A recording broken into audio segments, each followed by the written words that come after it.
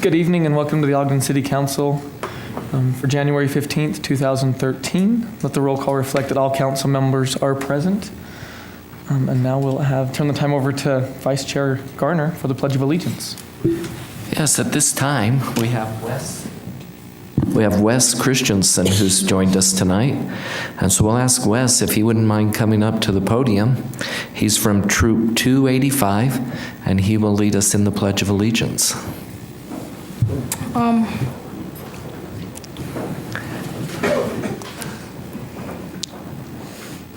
Will the audience please arise? And will you please repeat the Pledge of Allegiance after me? I pledge allegiance to the flag of the United States of America and to the republic for which it stands, one nation, under God, indivisible, with liberty and justice for all.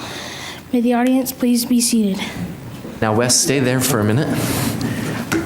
Not too hard. All we want you to do is tell us what merit badge you're working on. I'm working for communications and citizenship in the community. Very good. Thank you. Thank you. Next on the agenda is a moment of silence.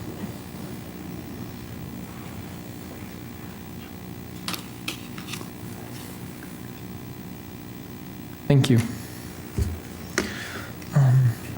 Next up is an item on common consent, and it's proposed Joint Resolution 2013-1 recognizing Major General H. Brent Baker Sr., who is the first commander of the Ogden Air Logistics Complex at Hill Air Force Base. I'll make a motion that we, for common consent, that we approve this joint resolution. I'll second that. We have a motion from Vice Chair Garner and a second from Council Member Heyer. This is a voice vote. All in favor? Aye. Aye. Any opposed? That passes. Next on the agenda is a request, next is a request to be on the agenda. It's the Golden Hours Advisory Committee. And I believe it's... Chair, that'll be Carol Hartman who will make the presentation.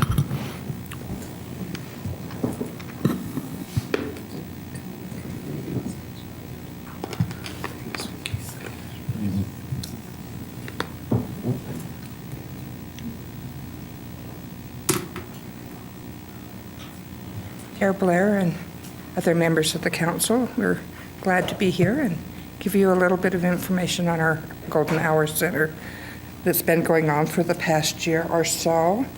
We will be starting out with an agenda just so that you can kind of keep up with us. We'll start out with the mission statement, and then we'll talk a little bit about our volunteers, then our classes and activities, and then events that we've done during the year of 2012.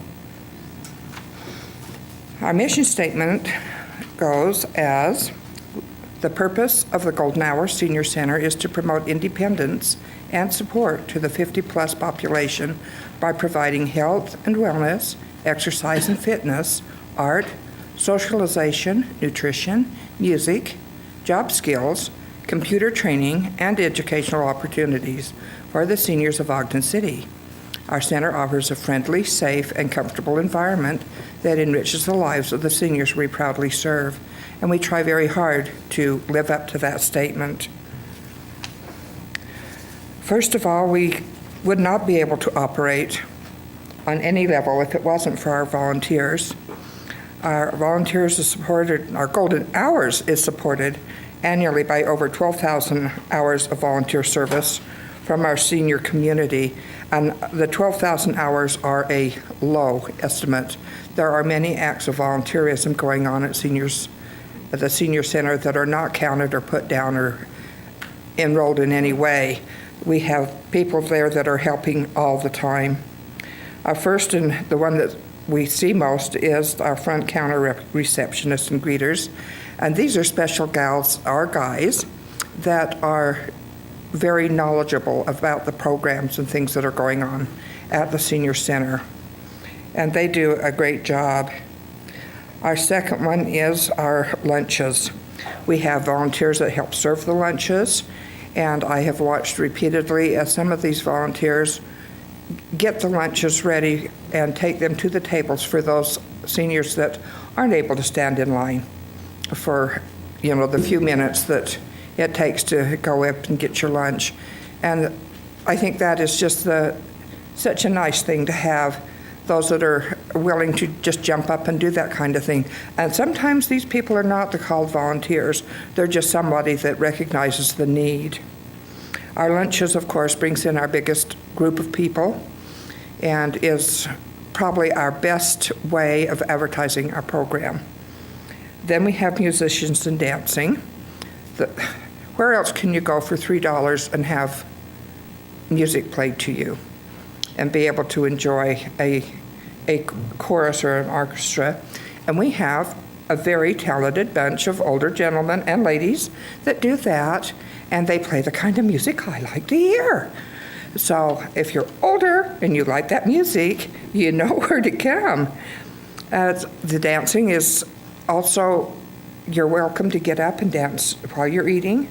Just leave your place and go out and dance and come back and sit down and let your food get cold. And you don't mind it at all. We have a lot of our seniors teaching the classes and doing other instructions. We have groups that are knitting and silversmithing. All of those are seniors. The knitting and crocheting classes do a lot of programs and things. I know they do hats and scarves and things that they give away at Christmas time to different organizations. Our sewing group made lap quilts and took them up to a senior center this year.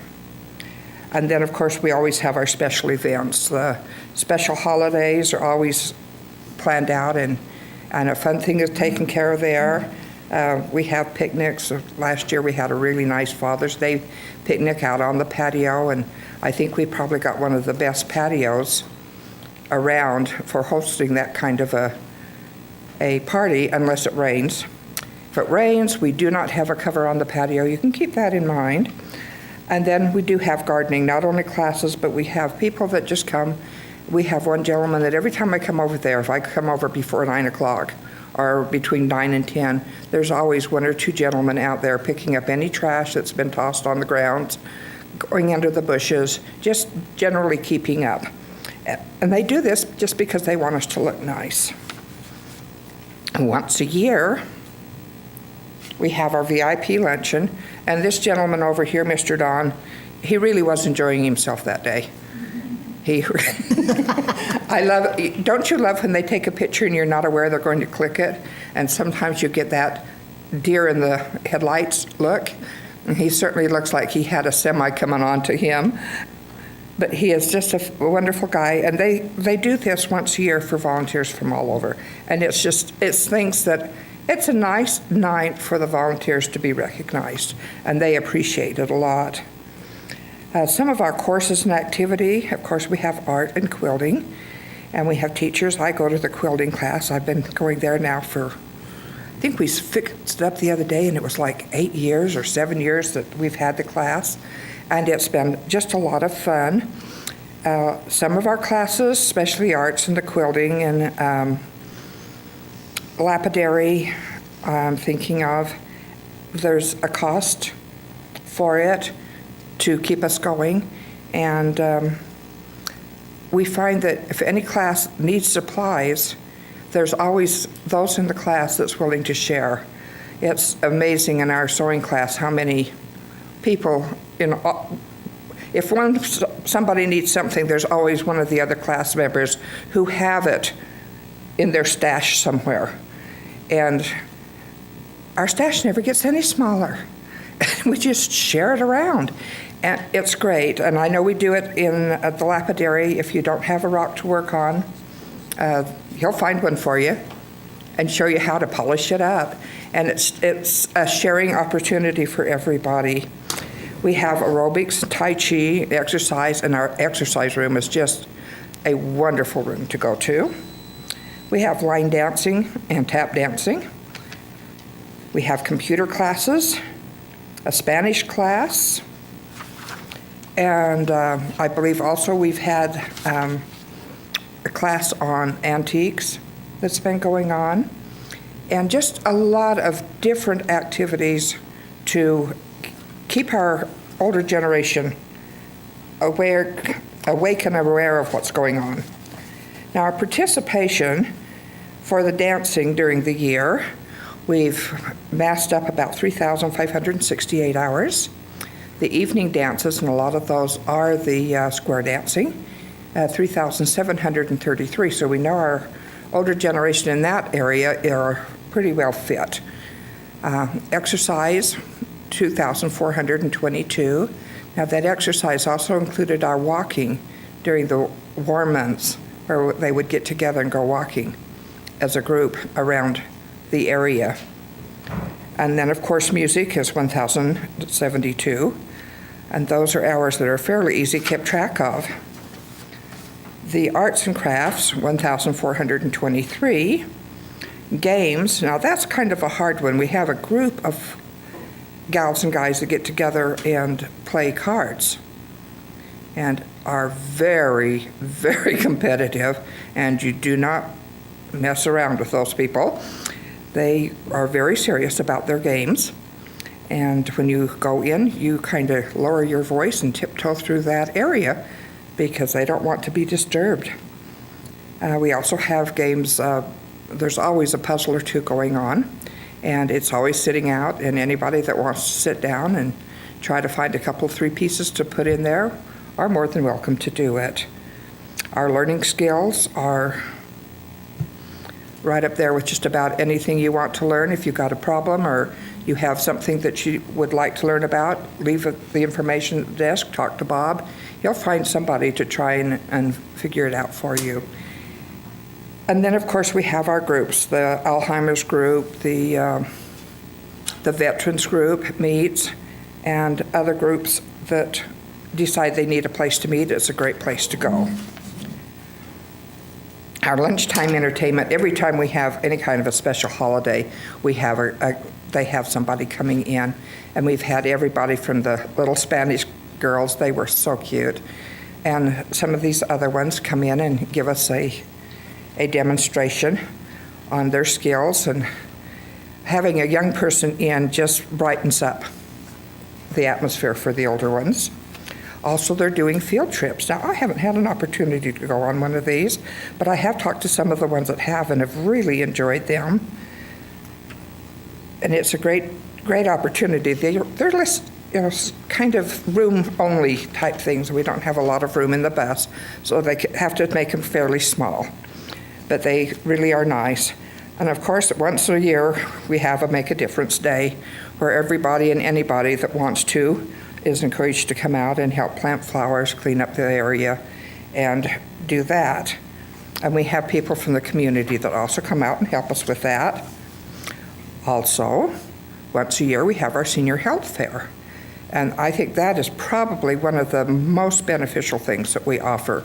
That helps us bring in new members and get the word out about us, but it also helps to give a lot of the older members information that they might not get otherwise, and put them in touch with people and places to go for different problems that they might be having.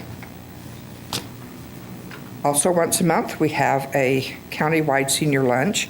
This is usually held in Roy, and they always have a really good lunch menu, and they always have entertainment, so it's really fun. It's been outdoors, but they do have pretty well a covered area for those that get there early. We had a Father's Day picnic, I mentioned that earlier, and a 4th of July tap dance recital for our tap dance members. It makes it really fun. So every day at our Golden Hour Senior Center is a special day. We invite you all to come out and see the new look we have, and help keep us aware of what's going on with you guys.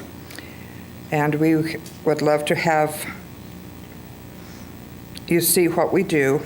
We'd like to thank our photographers. I understand they're here. We have a group that comes in and takes pictures for us on different occasions, Christmas, and I'm trying to think, Valentine's, New Year's, not New Year's, I don't think, but just special occasions. And they do this free of charge, just come in and set up their equipment and share their talents with us. And we sure do enjoy that, because so many times our older people are busy taking pictures of the grandkids, but they don't get too many pictures of themselves, and that's important for their grandkids to have also. So we do appreciate that. We appreciate the food people that come. Our nutrition people are great. They plan wonderful menus for us, and we appreciate all the work that they go to, because there are so many of our older citizens that come there mainly for a balanced meal once a day. We thank you for your time, and good night. Thank you.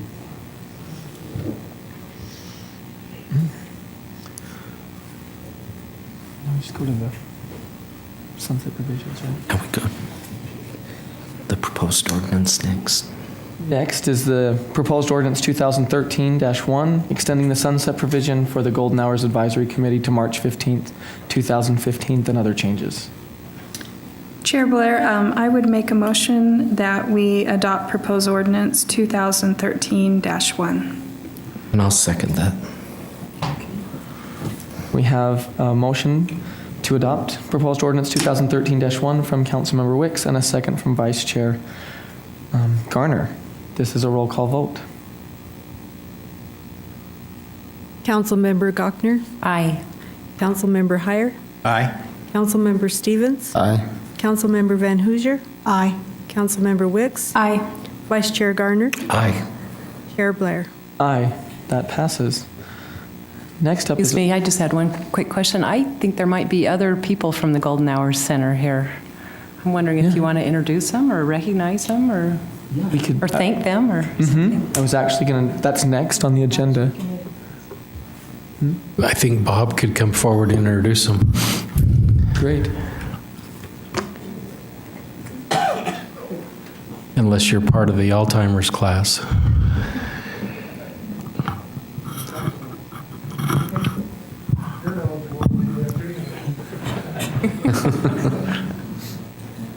All right, let me just take a moment. Actually, it is on the agenda next because some of these individuals here are going to be or being nominated for being on that board. But let me point out some, please. Of course, you met Carol Hartman, Dennis Hartman also comes frequently. Jeannie Young, who has helped us many times with some of our events, as well as Carol Robertson. Paula back there is Weber Human Services. She is going to be on the agenda next. And Ed. Many of our others aren't here, but there's a lot of sickness right now, so I apologize. I've got a lot of ill folks, so. And I think that's it. Anybody else? I see a lot of eligible people here, especially on that side. Oh, excuse me. Thanks, Jake. Thank you, and thank you all for coming.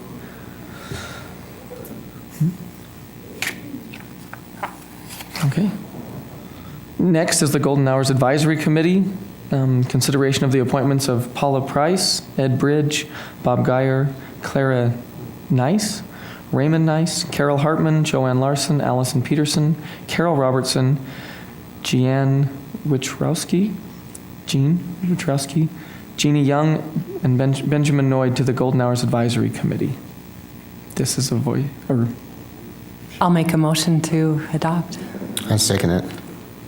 we have a motion to adopt the advisory committee from Councilmember Gochner and a second from Councilmember Stevens. This is a voice vote. All in favor? Aye. Any opposed? That passes. And thank you again for being here tonight. Next up is the approval of minutes. First is the minutes of the work session of July 31st, 2012, and the study session of November 27th, 2012. Councilmember Heyer. Yes, Chair Blair, I've reviewed those minutes, found them to be accurate.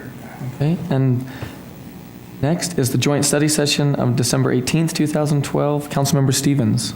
Yes, I reviewed those, and I propose that we accept the minutes that have been presented. I'll second. We have a motion from Councilmember Stevens and a second from Councilmember Heyer to approve the minutes. This is a voice vote. All in favor? Aye. Any opposed? That passes. Next up is a public hearing. Do we turn the time over to Glenn. for the South Oakcrest Drive? Mr. Symes.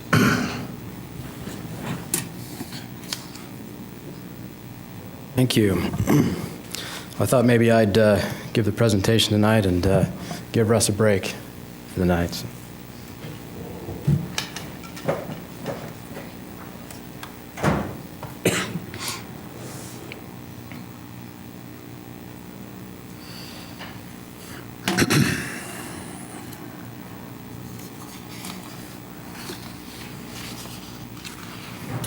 Okay, well, as you mentioned, this is a continuation of a public hearing for the South Oakcrest Drive street rename.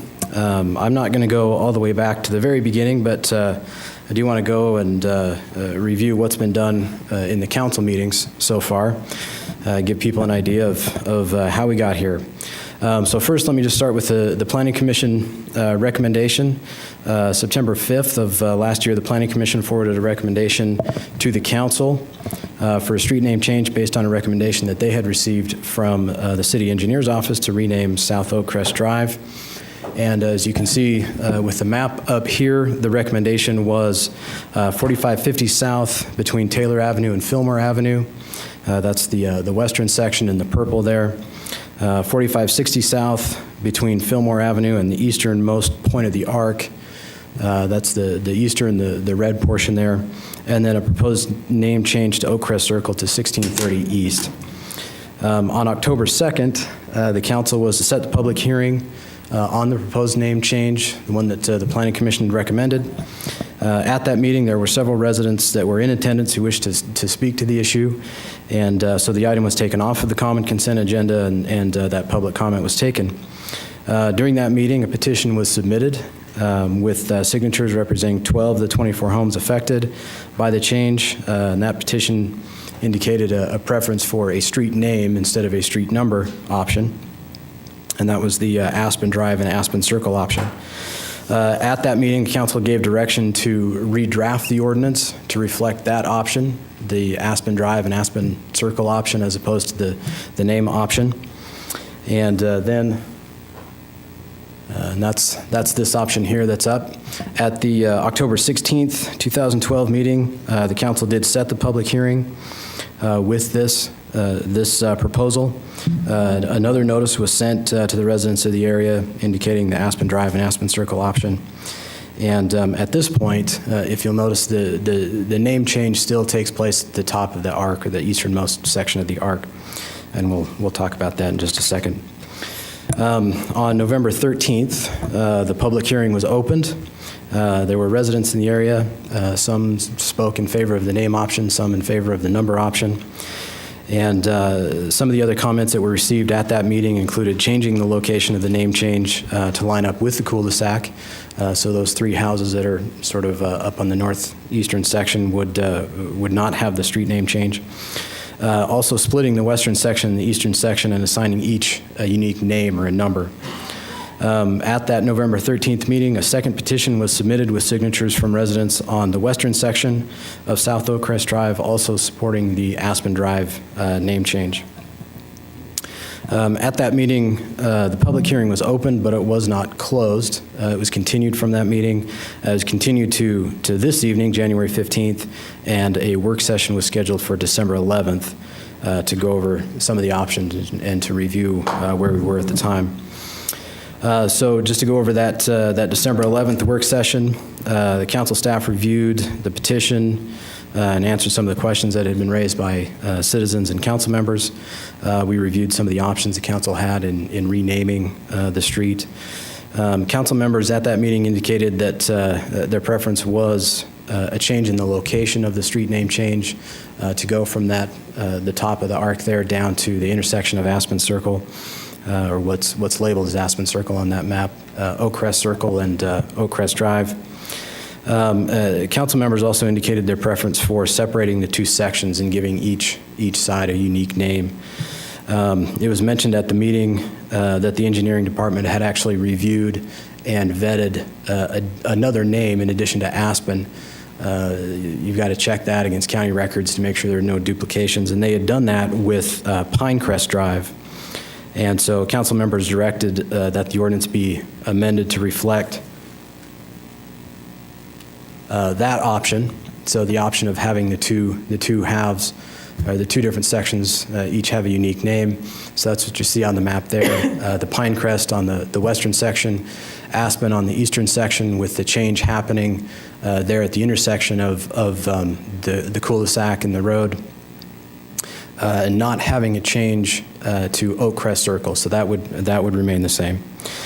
So based on the direction from that December 11th meeting, a new notice was sent to residents informing them of that option, and then informing them that this public hearing was continued tonight, so they would be able to have a chance to address the issue. It's worth noting also that when engineering spoke with the emergency response folks after that December 11th meeting, they indicated a preference for having the two sections have unique names as well, for ease of finding the addresses. That's all I've got. We've got Russ Eldridge here and Justin Anderson here if you have questions, and I'd be happy to answer questions as well if you had any. And Glenn, do we have a representative too from the post office? We tonight? don't. There was some discussion about having one. We didn't feel that we needed any more. We'd answered some of the questions, and so we didn't get one for tonight. Okay. Just to clarify, the 1639, those FARs, 1639 will go to 1649, right? Correct. Yeah. So what would happen if the street name wasn't changed for those three, because you see the addresses start to get smaller again, and so that was the problem with the sequencing issue. Those house numbers would change, but their street number their street name would stay the same. So they would still be Oakcrest Drive, but their house numbers would change to eliminate that sequencing issue. Any questions? Thank you.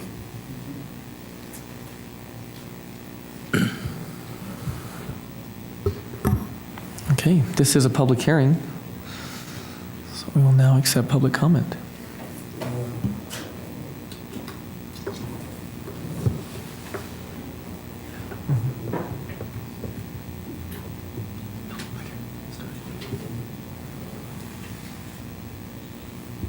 Oh, my name is Arza Stewart. I live at 1593 South Oakcrest Drive. We've been to most all these meetings, and we're glad that they're finally, it looks like they've cleared up all the problems that we've had. And we want to thank everybody that has helped work on that. Let's see.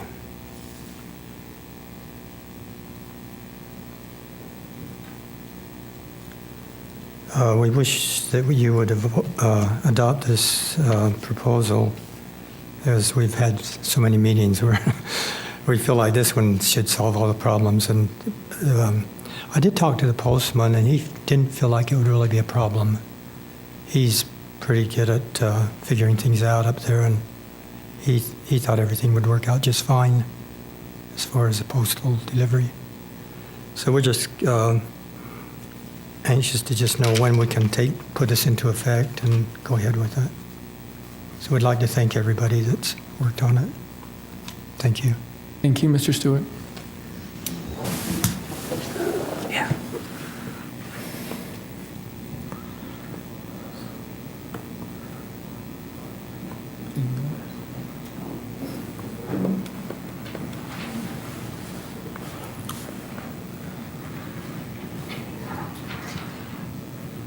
Hello, I'm Harold Bratland, and I live at 1545 South Oakcrest on the corner of Fillmore and South Oakcrest. And I'm glad to see that we have reached this, a very good change, I believe, for the segments of that street that have been so difficult in the past 35 years that we've, or thereabouts, that we've lived there. And My only question is really for the engineering. I'm just wondering on how the sequence of implementation is going to happen and how that goes about. We're changing the name now into 2013, so we probably have missed the cycle for all the telephone books and all the maps that are getting published in 2013. And so are we going to have dual signs for a time so that people can still find us? Because, of course, in the telephone books, we'll still be South Oakcrest for a year. And so we won't have the new name published any place except in the ordinance, and that doesn't go very far. So that would be my question to the engineering staff. Thank you for all your work, though. Thank you. We'll have someone address those. Any others?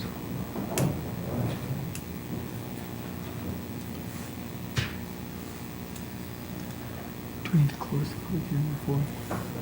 Yeah. Any further public comment? And I'll make a motion that we close the public hearing. I'll second that. We have a motion from Vice Chair Garner to close the public hearing and a second from Councilmember Heyer. This is a voice vote. All in favor? Aye. Maybe I could make a comment on the last gentleman. We would not do dual signs. That would be more confusing than anything we've done. However, most people, not most, well, a fair amount of people go online now for their information, and those addresses, I think, update much quicker than once a year online. So our hope is that people would use the online functions. Do we submit those like to Google Maps, or how does that work? I'm hoping Russ knows the answer to that. He put a tie on, so we got to make him talk.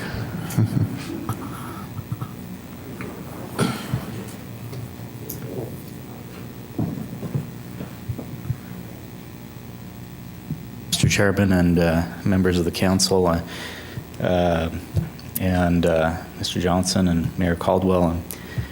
I don't have a clear definitive answer on that yet, but we have new subdivisions that go in on a regular basis, and those streets get put into these Google Maps and digital maps quite quickly. And so we will basically submit these street name changes into the same channels that those new subdivisions would follow and get them in as quickly as possible. What about the telephone book? Would we do that, or would that be up to the homeowner to we can update we that? can contact the telephone book companies and also make them aware of that change. How about the physical street signs? Any idea when those will be changed? Do we have a time frame on how long it takes us to print up street signs? You want them spelled correctly, or is the spelling count? We'll do them quickly as we can. Like under a month? Oh, I think so. We can do them in under a month. Okay. Pardon? So in a month. Perfect. Thank you. Also, Dispatch Center is here tonight, and they will be updating theirs very quickly also. So Tina's in the back, who's the head of our 911 Dispatch Center. Thank you. Thank you. Any further discussion from council members? If there is no further discussion, I would make a motion to approve this after much previous discussion. And I'll second that. Okay. We have a motion to approve proposed ordinance 2012-48 from Councilmember Gochner and a second from Vice Chair Garner. This is a roll call vote. Councilmember Heyer? Aye. Councilmember Stevens? Aye. Councilmember Van Hoosier? Aye. Councilmember Wicks? Aye. Councilmember Gochner? Aye. Vice Chair Garner? Aye. Chair Blair? Aye. That passes. Again, thank you for working with us on that, and we're glad to get that taken care of. Okay. Next up is reports from administration. Mr. Johnson. Chair, we respectfully request that you table this tonight. When we scheduled this, we we did not know that the superintendent was not in town, and we think as a partner, he needs to be here when this item's presented, and he's in Phoenix, and I wish I was with him, because it's got to be a whole lot warmer than it is here. But if you wouldn't mind tabling this item tonight, we would appreciate it. Do we table or do we remove the item? You can choose to table if you wish, or just remove it from the agenda. If you table to date certain. I don't know that we have a date certain, so maybe if you just wouldn't mind taking it off the agenda. Chair Blair, I'll make that motion that we withdraw this from the agenda at this time. I second it. Okay, we have a motion to remove this item from the agenda and from Councilmember Heyer and a second from Councilmember Stevens. This is a voice vote. All in favor? Aye. Okay, we'll remove that from the agenda. Next up is public comments. This is an opportunity to address the council regarding your concerns or ideas. Please state your name for the record and limit your comments to 3 minutes. In this form of government, all city personnel are the responsibility of the administration, not the council. Please discuss any concerns you may have regarding staff with the mayor, chief administrative officer, or department directors. Any takers? Okay. Comments from the administration? At this time. Council staff? Nothing tonight, thank you. And council members? I just had one comment. I actually forgot my sign. It is our idle-free week, but it's a hard week to not idle because it's so darn cold, but we do have the inversion, so just something to be aware of. Speaking of idling, I was stuck in Ogden Canyon for almost 2 hours on Friday with cars idling. I've mentioned it to Mayor Caldwell. He's looking into it, but that's not acceptable. You know, I did have a suggestion from somebody that maybe where the cars stop, we have a, no idlings, or encourage people not to idle. Yeah, I mean, when it's 11 degrees out and you have your kids in the car, a lot of people aren't going to turn their cars off. But I think, if you're cognizant of it, maybe you will for a little bit at least. But this was a unique circumstance, but it took almost 2 hours to make it down the canyon. That's what you get for skiing, isn't it? I didn't bargain for that. What was the temperature up the hill? This was Friday, it was warm. It was just, there was snow, which was part of the problem, I think. It wasn't just the snow, though. There's no reason why you should wait 2 hours because there's a little snow. Yeah. On that same note, I walked to work today, so I did try to do my part. Nice. Well, I flattened my tire also. So that's why. Maybe somebody wanted me to. Wanted you to walk to work. Yeah. Okay. Motion to adjourn. Move to adjourn. Second. We have a motion from Councilmember Heyer and a second from Vice Chair Garner to adjourn. This is a voice vote. All in favor? Aye. As a reminder, a special redevelopment agency meeting will be held immediately following the City Council meeting. A City Council work session will be held immediately following the special redevelopment agency meeting. The purpose of the work session is to discuss the Wildlife Rehabilitation Center, the G Avenue Capital Improvement Plan Amendment and Budget Transfer, and council business. And also a redevelopment agency work session will be held immediately following the City Council work session. The purpose of the work session is to discuss the Trackline Economic Development Area Plan and budget and other board business.